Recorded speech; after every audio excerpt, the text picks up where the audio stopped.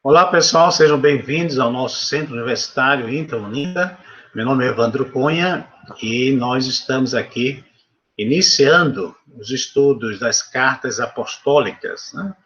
E estamos fazendo a introdução, de forma especial, às cartas escritas pelo apóstolo São Paulo. Ok? Então, vamos para o nosso estudo, né? Bem, nós vimos ali a introdução, né, uma introduçãozinha geral, e aqui agora nós iremos ver a forma literária, né, como é composta, como foram compostas as cartas ou epístolas, né, que há um debate acerca disso, né, se eram cartas ou se eram epístolas. Então vamos lá, carta ou epístola? A escrita de cartas há muito fora usada como meio de comunicação, né? Principalmente ali pelos persas, né, que criaram os correios. Contudo, foi durante a época da Pax Romana que a escrita de cartas se tornou uma importante forma de comunicação. Foi devido ao vasto Império Romano que, durante o tempo de formação do Novo Testamento, havia um excelente sistema de estradas por todo o mundo ocidental. Essas estradas estavam sob constante proteção do governo romano, que permitiam viagem relativamente segura entre as principais cidades do Império. Roma não tinha correio público, per se, né? Mas os mensageiros, tanto os particulares quanto os governamentais, podiam viajar com alguma garantia de chegar a seu destino. A forma de comunicação escrita era necessária tanto no governo como no comércio. Era apenas natural que as famílias e amigos dispusessem deste meio de um ou de outro meio. Logicamente, estamos falando de pessoas ricas, né? Fazerem conhecidos os seus negócios. Ou pessoas que tinham acesso a esse material, que, volto a repetir, não era coisa barata, né? As cartas particulares formam uma grande parte dos manuscritos antigos. Estamos falando de manuscritos aqui no sentido geral, viu? Não apenas bíblicos. Era muito grande essa quantidade. Que foram encontrados pelos arqueólogos modernos. As cartas não somente eram usadas para comunicação oficial, comercial particular, a carta era também usada para fins de propaganda, né? Para fins de propaganda, chamada cartas abertas. Eram escritas para informar o público acerca de certos itens dignos de nota. Algumas dessas tinham o efeito dos modernos boletins públicos. A palavra grega para estes anúncios públicos, aqui está aqui, proegrafe. Deixa eu colocar aqui em português, viu? Porque realmente aqui embaixo estava em grego, e eu copiei de novo aqui em grego, porque esse material foi digitalizado e não foi por mim, e realmente as letras gregas desapareceram, né? Que é muito comum. No texto de grego, não sei se vocês já fizeram grego, né, está também com esses probleminhas, né? Vou colocar uma acento aqui só para... Quando você tiver, só um detalhezinho, for colocar pronúncias em textos técnicos, né, você deve colocar 2 barras, tá certo, pessoal? Isso aí é uma forma técnica. E aqui está o texto, você já saiba essas letras todas, né, saiba ler, né? Proégrafe. Aliás, poegrafe. O acento está aqui no ar, né? Poegrafe no alfa, aliás. Ok? Então, poegrafe era o nome dado a esses anúncios públicos, né? Essa palavra foi usada por Paulo em Gálatas 3:1, para indicar a natureza pública da proclamação da morte do Cristo, né? É interessante que esse texto foi muito mal traduzido, pessoal, porque ficou lá aquele em quem foi anunciado, né? E quando você vai olhar, na verdade, é uma palavra muito mais forte, né? Era anunciado de forma não apenas verbal, mas também escrita, né? Então, Paulo tinha falado isso aí, né? Para indicar a natureza pública da proclamação da morte do Senhor Jesus Cristo. Cícero, um dos escritores romanos de cartas mais prolíficos, em cerca de 106 a.C., fazia uma distinção, então foi Cícero que fez essa distinção, viu, pessoal? É uma distinção entre as cartas que se escrevia com uso particular e aquelas para uma leitura mais pública, né? Ele escreveu: vocês veem, eu tenho uma maneira de escrever o que acho que será lido por aqueles a quem envio minha carta. E outra maneira de escrever, veja, uma maneira de escrever, outra maneira de escrever ao que acho que será lido por muitos. Citado aqui pelo Dr. Martin no livro New Testament Foundation. Pessoal, por que esse texto aqui é importante, né? Se você puder depois marcar no seu PDF, marque, veja, por quê?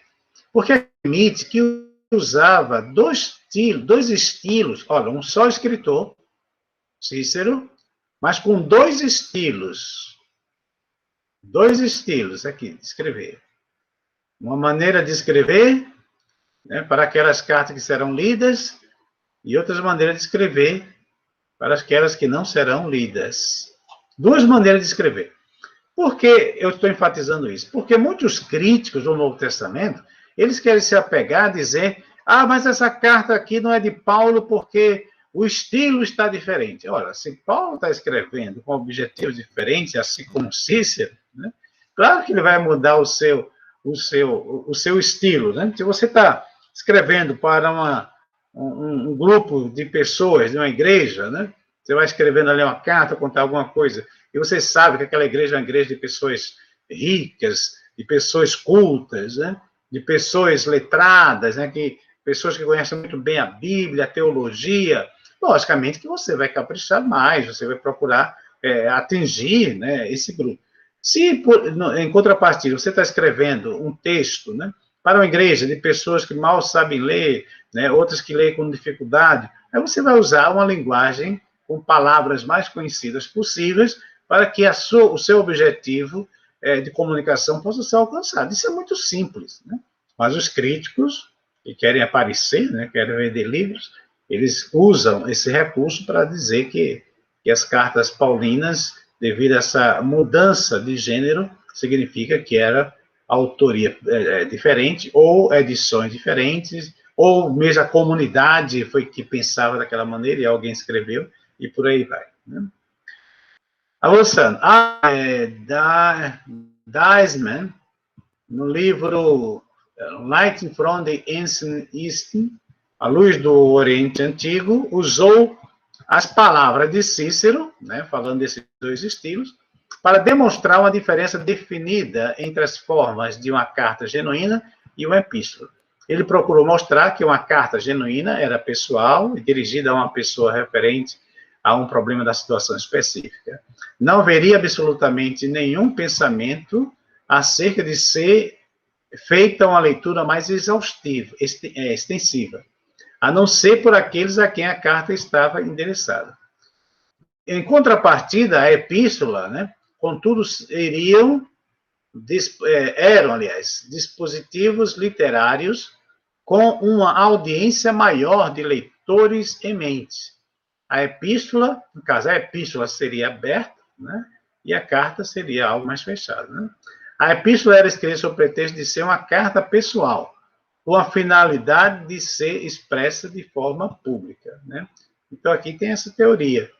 Alguns tentam fazer essa distinção, né, de que carta seria uma coisa mais pessoal e a epístola seria algo mais público. E há aqueles também que acham que a epístola é uma carta pessoal, mas é uma carta pessoal como quem dissesse, olha, pessoal, depois de você ler, pode passar para o outro. Né? Aliás, Paulo fala isso, né? Ele fala uma carta que ele escreve à igreja de Laodiceia, né, que nós não temos acesso a essa carta, e ele aconselha, né, que fosse lida. Né? Ok, então espero que tenha ficado claro aqui, ou que esteja claro essa distinção semântica, né? E também processual. Né? Isso quer dizer que o autor, enquanto endereçava a carta a uma pessoa ou entidade específica, não estava tanto escrevendo para essa pessoa ou entidade, quanto estava usando a forma para fazer conhecido ao mundo o seu argumento. Este gênero de escrita ou composição literária é denominado epístola, ou epistolar, melhor dito. Né? Dasman, com esta teoria, procurou mostrar que as epístolas do Novo Testamento, e em especial as de Paulo, eram, na verdade, cartas particulares, e não epístolas. É de maneira muito geral, aceita até hoje que Paulo não escreveu conscientemente nesse sentido técnico. Ou seja, o autor faz aqui, discorda um pouco do teólogo alemão. Né? Ou seja, eu também concordo muito com o que o autor está dizendo aqui, que eu creio que Paulo não tinha essa intenção, né? que realmente, ou essa distinção, né?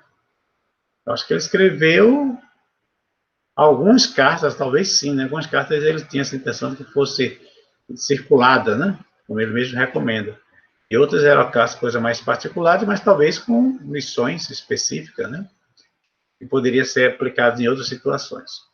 Ele escreveu para pessoas ou igrejas específicas, com problemas específicos. Contudo, vê-se facilmente que as cartas de Paulo demonstram autoridade apostólica. Isso aí, até mesmo a carta aos Gálatas, né, ele fala muito sobre isso, e também a 1 Coríntios. Apostólica consciente, que torna os conteúdos normativos para igrejas e pessoas de outras áreas e épocas. As cartas são bem construídas para demonstrarem um plano cuidadosamente elaborado. Elas são cartas particulares, tanto no tom quanto ao espírito, ao espírito e ao propósito. Né? Contudo, ao mesmo tempo, elas são obras-primas de composição, sem dúvida. Né?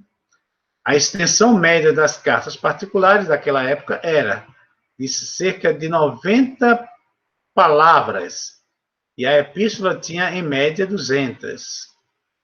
A carta mais curta de Paulo, no caso a Filemon, só essa carta tem 330 palavras. E a mais extensa, que é Romanos, né, tem 7.101 palavras. Minha nossa, hein? A média de Paulo é de cerca de 1.300 palavras por carta. Por cada carta, por suas cartas. Nesse sentido, as cartas de Paulo não podem incidir dentro da categoria normal de uma carta regular. Os teores de suas cartas pressupõem algo além de uma carta normal. Deve ser acrescentado que os escritos de Paulo têm toda a característica de uma carta particular, mas a universalidade dos escritos de Paulo tem toda a característica de uma carta particular. Aliás, deixa eu ler de novo aqui a linha. Deixa eu ler de novo.